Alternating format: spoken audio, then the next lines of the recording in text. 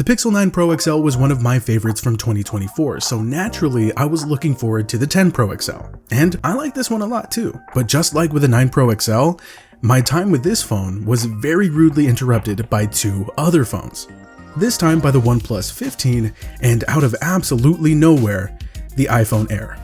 Yeah, I know. And there's a third one that's been looking to steal the show too. So when I finally made it back to the Pixel, part of me genuinely hesitated to even make this video. But hey, I bought the thing so that I could make a video, and because I still am a Pixel fan. Now, as much as I enjoy using this phone, this is what I feel the 9 Pro XL should have been, especially since this is the 10th generation of Pixel phones. So the reality is that Google still has a lot of work to do. Or maybe this is simply a matter of me needing to come to terms with my wishful thinking. Let's talk about it.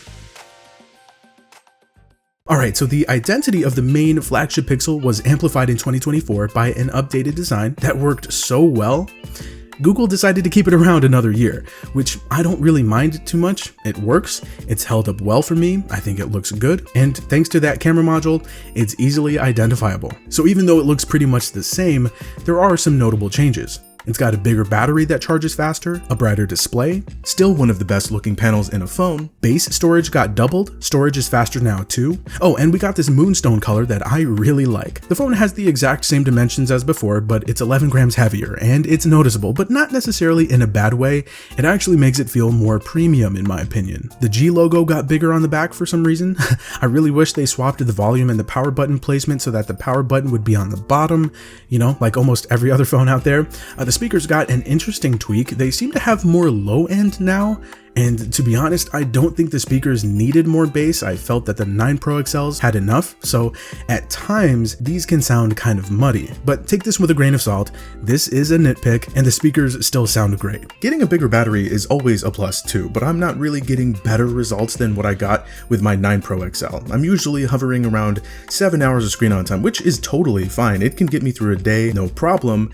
It's just that I've 100% been spoiled by these 2-day batteries out here. They moved the SIM tray from the bottom to the top. I'm kidding, they actually removed it altogether and went full eSIM mode, which I'm definitely not a fan of. This just cuts down on overall flexibility, and as a reviewer who's always bouncing between phones, this is kind of annoying. I understand the concerns with security and whatnot, but here we are. What I am a fan of is Pixel Snap. Big thumbs up for Qi 2 magnets. I'm glad they added these. They work as you would expect. The magnets are nice and strong, and I'm gonna need more OEMs to hop on this bandwagon because it just opens up a whole world of MagSafe accessories you can use, like a wallet or something like this car charger I just got from ESR. And speaking of, you know how wireless charging usually gets your phone so hot you could fry an egg on it? This one has what ESR is calling cryo boost technology. This thing literally has a cooling fan built into it so that your phone stays nice and chill. It's basically getting a spa day while I'm stuck in traffic behind someone going 45 in the left lane. That also means you're getting more efficient charging, and it helps battery longevity, all while charging at 25 watts with Qi 2.2 certification. What's great is that I can charge my Pixel 10 Pro XL to 50% in 36 minutes and to 100% in 91 minutes. I could charge an iPhone 17 Pro to 60% in half an hour, whereas Apple's official wireless charger can only get to 50% in that same time. It clips onto your air vent without damaging it, it doesn't block airflow, there's an upgraded reinforced OmniLock arm that's super sturdy and rotates 360 degrees, and the magnetic lock has 1600 grams of holding power, so I could hit every pothole in the city and the phone would just stay in place, though I would probably have to put my car in the shop after that. Oh, and it comes with a 58 watt adapter that lets you charge 2 devices at once. It's good stuff. Hit the link in the description or simply search ESR MagSafe car charger on Amazon if you want to grab one. Huge thanks to ESR for supporting the channel and sponsoring this portion of today's video.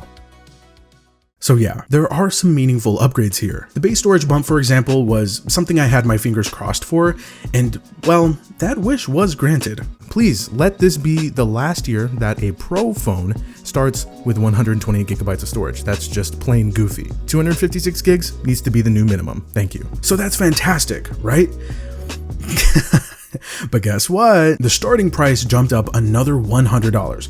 Apparently the whole storage thing has something to do with UFS 4.0 not exactly being obtainable in 128 gigabyte capacity, and the regular Pro is still stuck at 128 gigabytes base. Anyway, other than that, no massive groundbreaking upgrades this time around. Now in general, I don't think that every new iteration of a tech device needs to get life-altering changes, but with the Pixel, especially with this iteration, I really wish it did. For one thing, if it weren't for the Google Fi pre-order promotion, this phone would have cost me a little under $1,300. Thankfully, it only cost me around $800.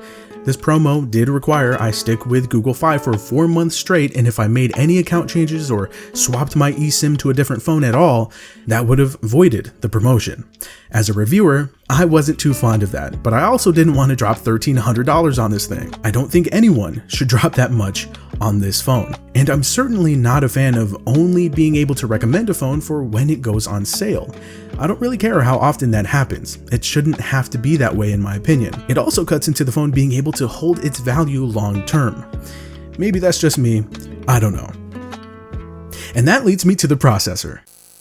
Google Tensor, the elephant in the room year after year, and 2025 is no different, though for a lot of us, it was expected to be. Tensor G5 didn't take a huge leap from G4. AI processing got a little snappier, but in terms of raw power, nothing major here again. Guess what though? The people that actually bought and used this phone don't care, and more power to them. It's giving me flashbacks of when we would clown iPhones for having small batteries and little baby RAM counts. The most common response to that always involved the word optimization and the phrase, "it just works." Well, this phone is very well optimized, and it does just work. But that's nothing new. Pixel phones have carried this trait around for years at this point, and it's gotten even better in some ways. Yet again, I don't have any infuriating problems with performance that make me want to pull my hair out, and I just finished reviewing an absolute powerhouse in the OnePlus 15. Things run just fine. In fact, it gets the badge of straight butter from me. If you know, you know. If anything, an animation might glitch out here and there. I've experienced a couple frame drops. The phone will heat up, but it's never gotten to a concerning degree. Image processing is still significantly slower than I would like. Downloading and installing software updates is still confusingly slow, and you're still not able to run games at super high settings. But you know, high-end gaming and raw performance with peak benchmark scores are unambiguously not the focus with these phones. We've known this for a while now. Little funny story. About a week after I bought this phone, I went on a cruise for the very first time, and my plan was to get all kinds of great shots and really put the cameras to the test. I was gonna use the new journal app and everything, but I left the thing in my rental car and it sat there for a week. Anyway, here are my main takeaways from the camera experience. They are very good. Up and down, left and right, in just about every scenario, you're gonna get good looking results. You get that signature pixel image processing style. 5x optical shots for both pictures and videos are impressive, and all around, I like what I've been able to capture, and I think you will too. They're super reliable, they're easy to use, you can shoot in RAW to edit later, there are some nice AI features you can take advantage of, all that good stuff.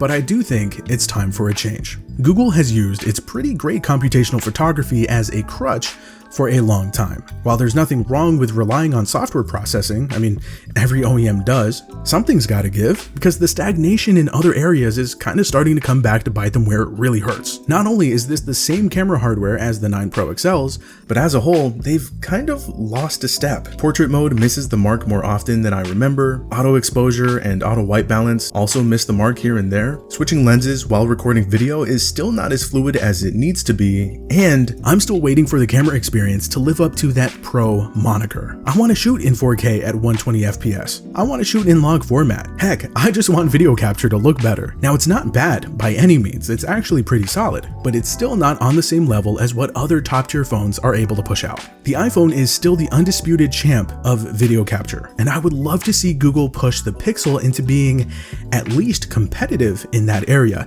especially when it comes to the content creation space. For crying out loud, the $900 OnePlus 15 can record in 4K 120 with Dolby Vision, 4K 120 slow-mo, and it can record in log. Yeah, Video Boost has its place, I suppose, but I don't feel I should have to use that. The AI-powered ProRes zoom also has its place, and it can help out with long-distance snaps, pretty impressively at that.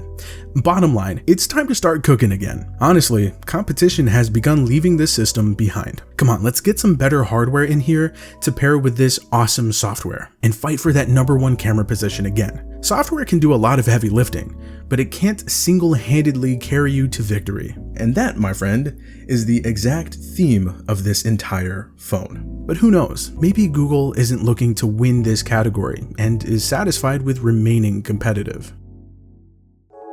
I could yap about Pixel software forever. I'll try to limit that in this video as best I can. As usual, it's the main selling point, and it spearheads Google's chosen direction with these devices. Android 16 with M3 Expressive has been great. It's a nice refresh with smooth, thoughtful animations. Attention to detail is there, with the haptics being utilized in neat ways, like when you're moving an application around the home screen, you get a little feedback when it glides across the grid. The UI and the UX are more whimsical than ever, and I love it.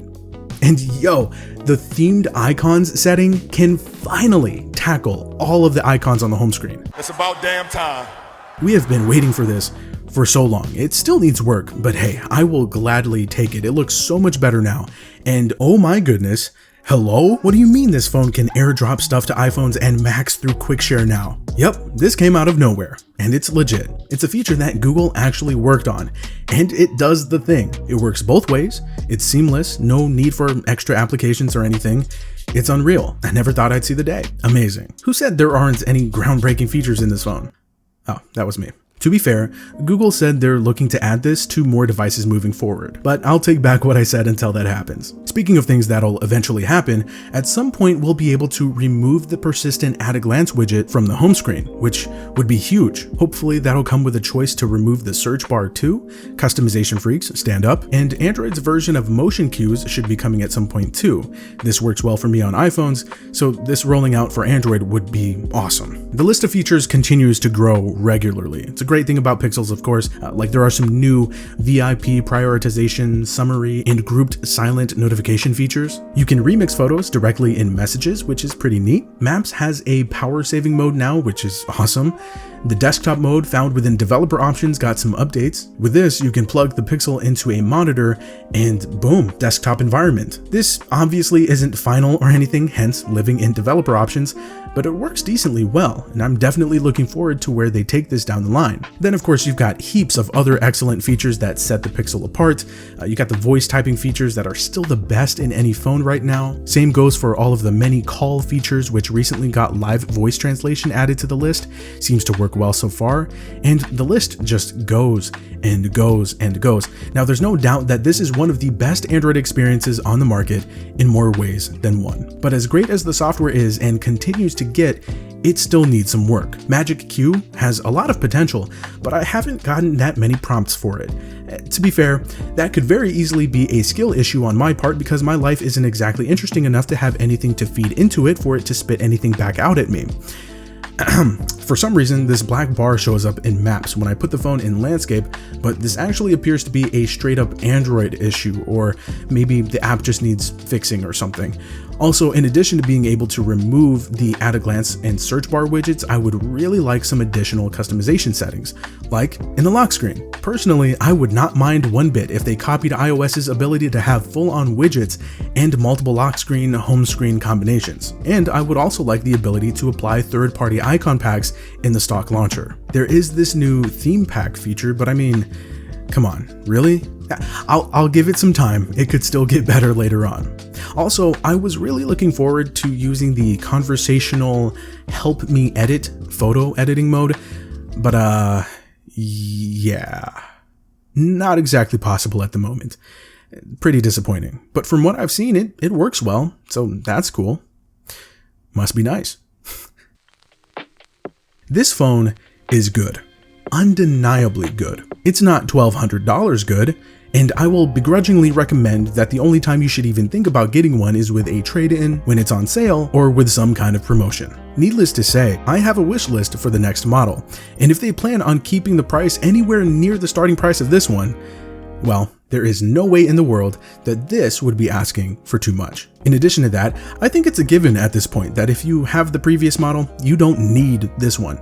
You can say that for most things these days. And side note, don't sleep on the lower end models. They have some pretty enticing value propositions. So even though I believe that this is the phone we should have gotten in 2024, and it's kind of underwhelming for a 10th gen device, that doesn't matter to the masses. Sales numbers are at their highest yet. This is the most polished Pixel we've ever gotten, and Google is making it easier and easier for iPhone users to make that switch with minimal culture shock. A lot of people are loving this phone, and for good reason. Just about every Pixel owner I've met out there raves about it. Of course, you have those that can't seem to break away from their hyperfixation on benchmarks and will stop at nothing to tell you how bad the phone is because the numbers don't knock their socks off.